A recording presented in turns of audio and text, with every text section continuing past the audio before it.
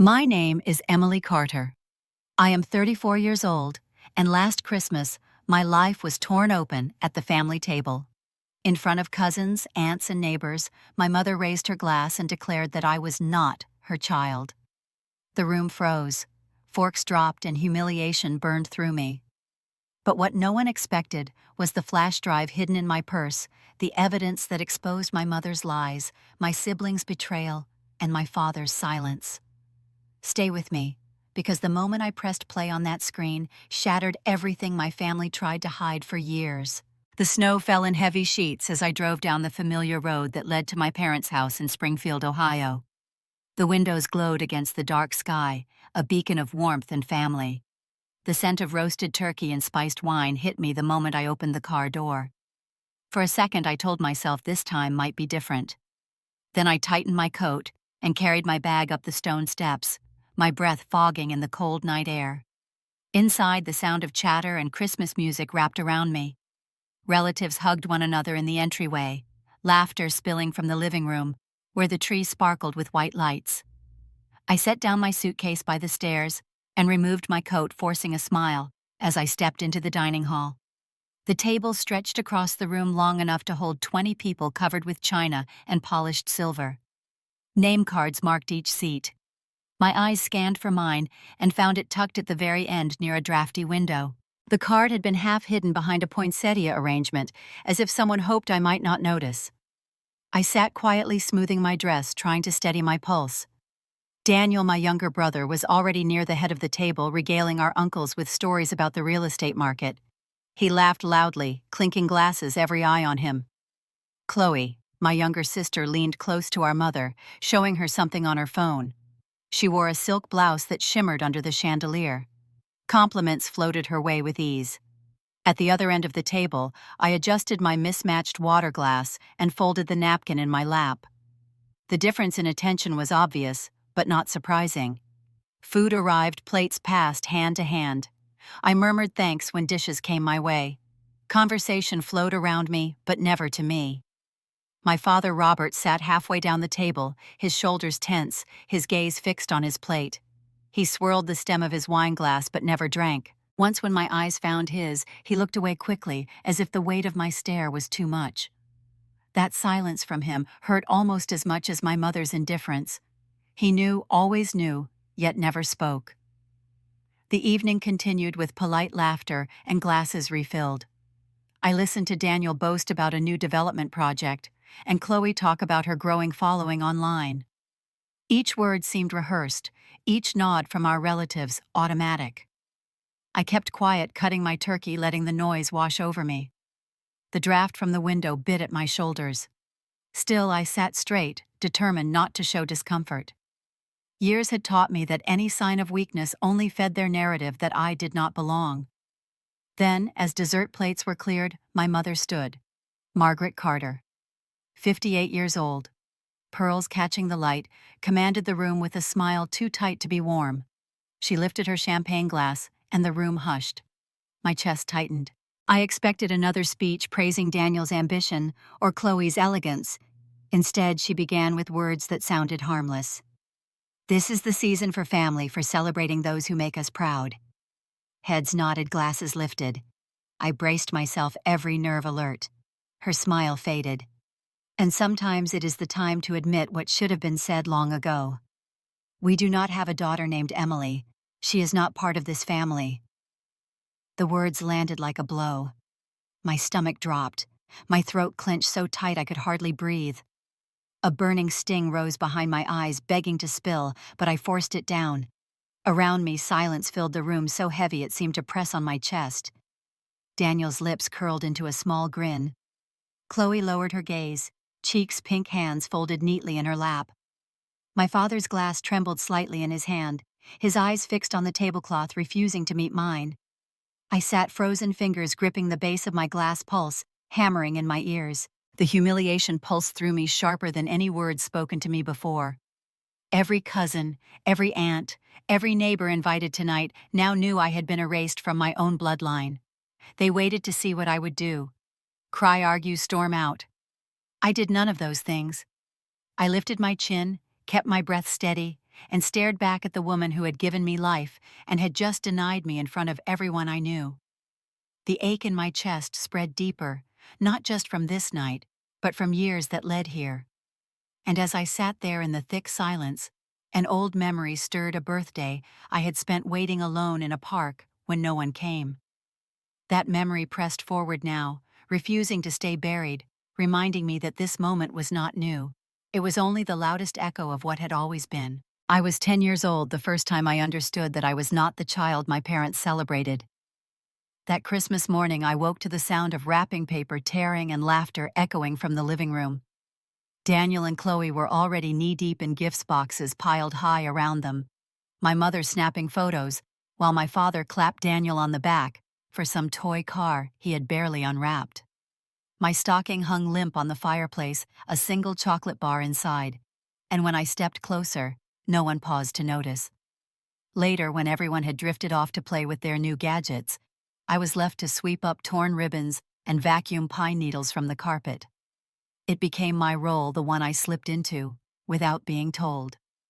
The years blurred each holiday, reinforcing the same pattern.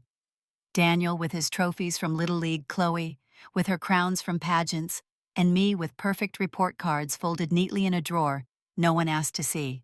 When I won first place in the county spelling bee, Margaret barely looked up from polishing Chloe's ballet shoes. When I aced my chemistry exam, Robert muttered, "You always do fine," and went back to his newspaper. Their approval was rationed, but never for me. I became the quiet one, the fixer, the invisible helper who smoothed edges without complaint. By the time I was 20, I had learned to stop expecting anything. That spring of 2010, I graduated from Ohio State with honors. I wore the crimson gown cap tassel brushing my cheek as I scanned the crowd. Other families waved signs, mothers crying, fathers cheering, siblings clutching bouquets. My eyes searched every row, desperate for one familiar face. None appeared. My phone buzzed afterward with a short message from Margaret. "Sorry, Chloe had a modeling audition. We could not make it. Congratulations." I sat alone on the curb outside the stadium, diploma case in my lap, the roar of celebration around me, mocking the silence in my chest. I told myself it was fine, that I was used to it, but the truth carved itself into me deeper than I could admit. Every holiday after felt the same. Christmas dinners where Daniel's college missteps were excused as youthful mistakes while my successes were ignored. Chloe paraded her new handbags, and my mother glowed with pride, as if each purchase confirmed her worth. I stood at the sink washing dishes, listening to their laughter float down the hall. Once, when I asked my father if he would attend an award ceremony for a project I had led, he said he was too busy with tax season. That night, I went alone, clapping for myself in a room full of strangers' parents. I learned to build walls around the hurt. In Chicago, I worked late nights, earned promotions, created a life where competence mattered more than charm. Yet each December, when I returned to Springfield, the walls cracked. One Christmas Eve, I walked into the kitchen carrying groceries I had bought with my own paycheck. Margaret looked at me and sighed, saying, "Daniel will always take care of this family. Chloe will always shine." And then her eyes lingered on me, her voice soft but cutting. "You will be fine on your own." I nodded, too numb to argue. Now sitting at that long table years later, her public denial was simply the clearest version of what had been whispered all along. My hands rested in my lap, fingers trembling, though I kept my face calm. Around me the silence stretched, but inside another silence echoed louder, the one that had followed me from childhood. I swallowed hard, remembering each lonely milestone, each empty seat at ceremonies, each Christmas morning spent cleaning instead of unwrapping. It all pressed against me in waves. I drew a slow breath and lifted my glass to my lips, not to drink, but to steady myself. If they thought I would break, they were wrong. The humiliation burned, but beneath it, something steadier began to stir, a resolve I had never let surface before. I let my gaze travel down the table from Daniel's smug grin to Chloe's lowered eyes, and finally to Robert's bowed head. My mother's words still hung in the air, but I refused to let them erase me. Somewhere deep inside, I knew that what she had just done would not end here. Something was shifting, and soon there would be more than words to face, My mother did not sit down after disowning me. She cleared her throat and raised her glass again, as if the first strike had not been cruel enough. Her eyes swept the room, stopping on Daniel, who leaned back in his chair, smug and certain, then on Chloe, who pressed her lips together in a practiced smile. Margaret lifted her voice with the same tone she used at church fundraisers, firm and proud. Tonight is special because we are not only celebrating Christmas, we are also celebrating the future of this family. She gestured toward Daniel with her glass. Your brother will be entrusted with the Carter house, the property that has been in our family for generations, now valued at $750,000. He will keep it in the family name as it should be. Applause rippled down the table, cousins nodding, aunts raising their glasses. Daniel grinned wide, soaking in the approval, as though he had earned it. My chest tightened. That house was the last piece of history tying me to Springfield, the only place where childhood memories still clung to the walls, good or bad. To hear her gifted away so easily, as if I had never existed inside it, was another blow. My glass shook slightly in my hand, but I set it down before anyone could see. Margaret continued as if reading from a script. Chloe, she said, turning with a smile that softened her face, will be given a fund to expand her brand. She has always had an eye for style and presence. This will ensure she continues to thrive. Chloe nodded politely, her cheeks glowing under the praise.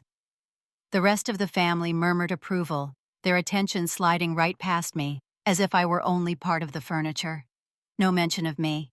Not even a scrap, not even a polite nod. I sat still, the cold draft from the window seeping into my bones. I thought of the years I had spent building a life in Chicago, the hours I had poured into my career, the money I had saved on my own. None of that mattered here. In this house, in this family, I was still the one to be erased. I looked down the table toward Robert.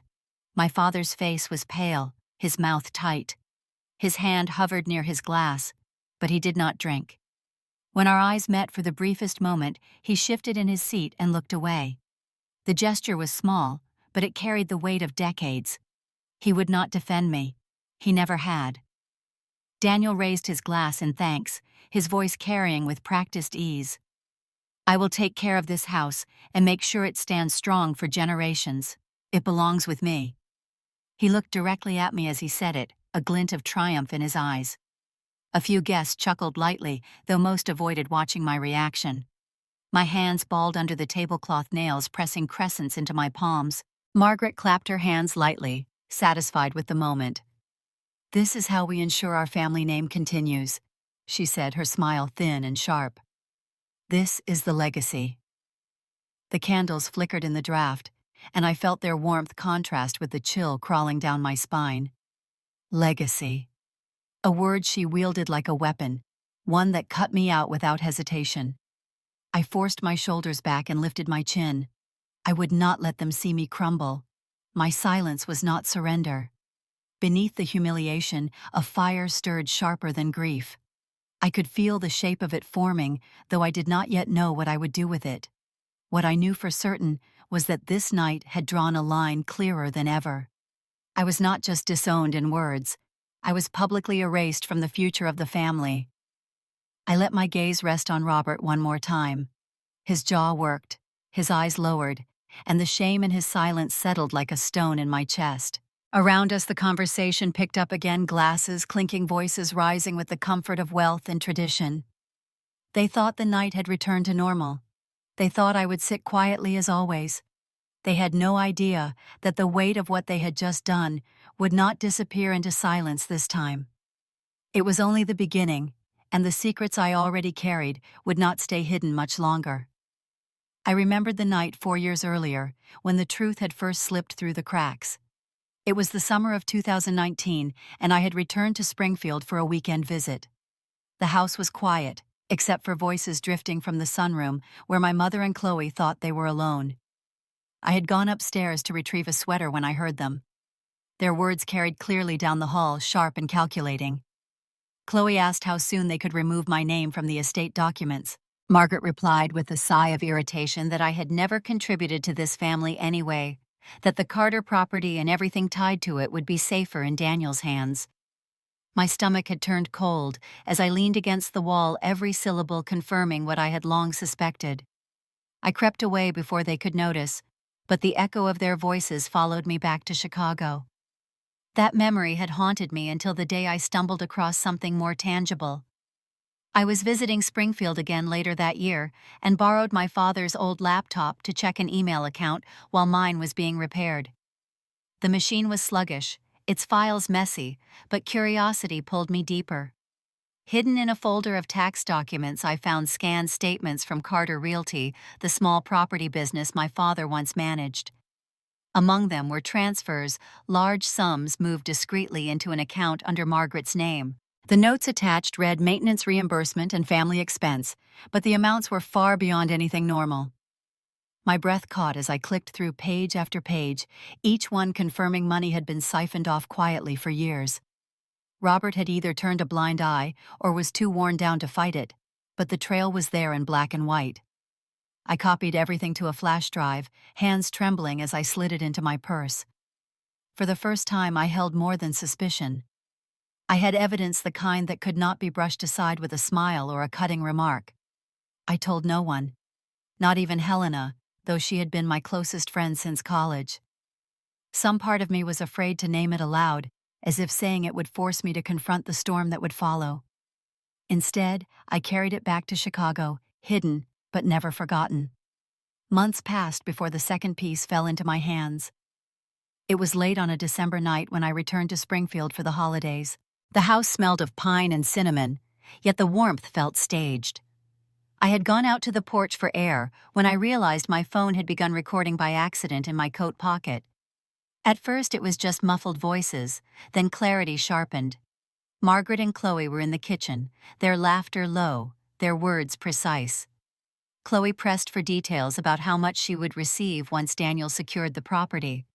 Margaret assured her that the funds would be divided discreetly, that Emily would be left with nothing. They spoke about me like I was an afterthought, a burden to be erased. My hand shook as I listened, the recording capturing every syllable, every conspiratorial whisper. I saved the file and played it back until I could recite their words from memory. It was no longer about favoritism or neglect. It was theft. It was premeditated betrayal carried out behind polished smiles. Holding that recording, I felt a strange calm wash over me. The years of doubt, of wondering if I was imagining the cruelty, dissolved. I had proof of who they were when no one was watching. Now, as I sat at that Christmas table in 2024, their smug faces lit by candlelight, I knew what I carried was more powerful than their words. They thought their legacy was secure, that their secrets were buried. They had no idea that the files on my flash drive and the recording on my phone could unravel everything they had built. What remained uncertain was when I would let it all come to light, and whether I was ready for the fire it would spark next. I called Helena the morning after that dinner, my voice low, as if the walls of the old house might still be listening. She had been my closest friend since college, and now worked as a corporate attorney in Columbus. When I told her what had happened, when I repeated the words my mother had spoken in front of everyone, she was silent for a moment before she said calmly to bring everything I had to her office. I drove through gray winter skies, snow gathering on the edges of the highway, clutching the flash drive and my phone in my coat pocket like they were lifelines. Helena welcomed me with her steady presence, glasses perched on her nose, hair pulled back into a bun that meant business. She listened as I laid it all out, the documents I had found on my father's laptop, the recording of Margaret and Chloe speaking so freely, the way my mother had erased me with a smile. Helena leaned back in her chair and folded her hands. In Ohio, she explained, a parent cannot simply erase a child from inheritance without explicit legal measures. Even then, with evidence of fraudulent transfers or conspiracy, the case collapses. You are a rightful heir, Emily. What they are doing is not only immoral, it is illegal. Her words steadied me. For years I had questioned whether I was exaggerating, whether the pain I felt was just me being too sensitive. Hearing Helena speak with the authority of law shifted something inside me. I was not powerless. I had leverage. All that remained was deciding when to use it. That night in the small guest room of the Carter house, I spread everything across the bed. The printouts I had made of the financial transfers, the transcripts of the recording I had typed word for word, the flash drive containing every file. I slid them all into a folder, and then into my leather purse. My heart raced at the thought of what might happen if anyone found them. The next morning I carried the purse downstairs, rehearsing in my mind the calm expression I would wear. Chloe appeared in the hallway, her perfume drifting ahead of her. She eyed my bag with a faint smirk. "Going somewhere important?" she asked. My fingers tightened on the strap. "Just errands in town," I replied evenly. Her eyes flicked to the bulge where the folder sat. "You always were secretive," she said lightly, then walked past with a toss of her hair. I let out a slow breath, only after she disappeared around the corner. Later that day, Margaret called me into the living room to help arrange centerpieces for the Christmas dinner. I set the purse on the sofa within reach, never letting it leave my sight. Every word she spoke about family unity, every glance she cast at Daniel and Chloe only sharpened the edge inside me. I was done being quiet. My silence had been their shield for too long. That evening, as snow fell steadily outside, I locked my purse in the trunk of my car. The weight of the folder pressed against my thoughts, and my hands trembled slightly on the steering wheel. For the first time in my life, I was not only preparing to defend myself, but to expose them all. This would not be a private confrontation whispered behind closed doors. It would be public. It would be undeniable. I stared at the house, the lights glowing warmly in the windows, the sound of laughter muffled by the glass. My breath fogged the windshield as I whispered to myself that I was ready. In my chest, the fear twisted with resolve, two currents pulling against each other, but resolve was winning. Tomorrow, the performance they had built for years would meet a truth they could not control, and once spoken it would not be taken back. Margaret's voice rang clear above the clatter of silverware. Once again she announced that I was not her daughter, that I did not belong at this table. The words carried across the candlelight like a knife meant to cut through whatever dignity I still had.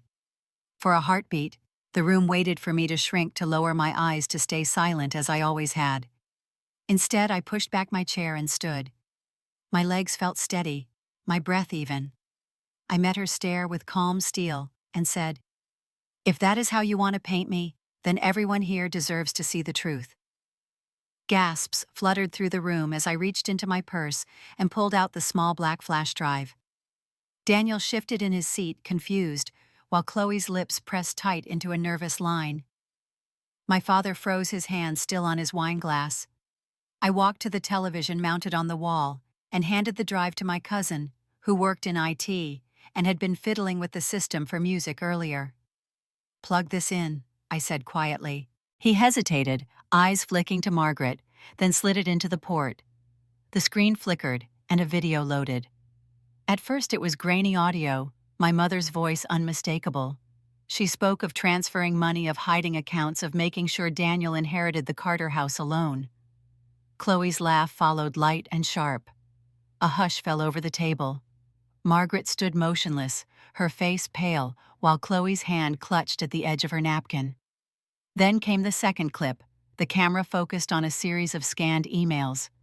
My voice narrated over them, reading aloud the dates and amounts, the transfers, the signatures, the notations of maintenance, and family expenses. Finally, an email signed by Daniel, authorizing a questionable deal. His face drained of color, his fork clattering against his plate. Guests shifted uncomfortably, whispers rippling across the table. The third and final recording played. My father's voice, low and weary, admitting to someone over the phone that he knew about the transfers, that he had chosen not to confront Margaret, that silence was easier. A stunned stillness filled the air. My father bowed his head, unable to deny his own words, now magnified for everyone to hear. Each layer tightened the noose around the perfect image my family had built. First Margaret and Chloe, then Daniel, then Robert. With every revelation, the air grew heavier, eyes wide with disbelief, champagne glasses left untouched. By the time the screen went black, no one breathed a word. I turned back to the table. My hands did not shake. The silence stretched long, every guest trapped between shock and pity. Margaret finally found her voice sharp but thinner than before.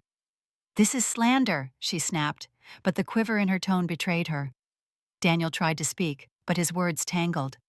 Chloe dabbed her eyes with a napkin, her composure unraveling. I did not raise my voice. I did not need to. The evidence had spoken for me. For the first time in my life, I was not the one silenced. They were. I stood at the head of the room where I had never been invited to stand, and felt the humiliation shift settling squarely on the shoulders of those who had dealt it out so freely. The guests glanced at one another, uncertain whether to excuse themselves or stay.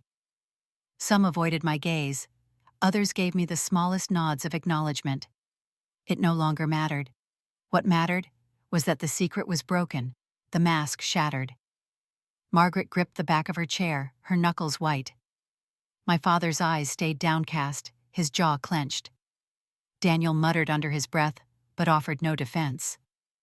Chloe sat in silence, mascara smudged. The image of the perfect Carter family had cracked wide open. I let the stillness linger, let them feel the weight of it.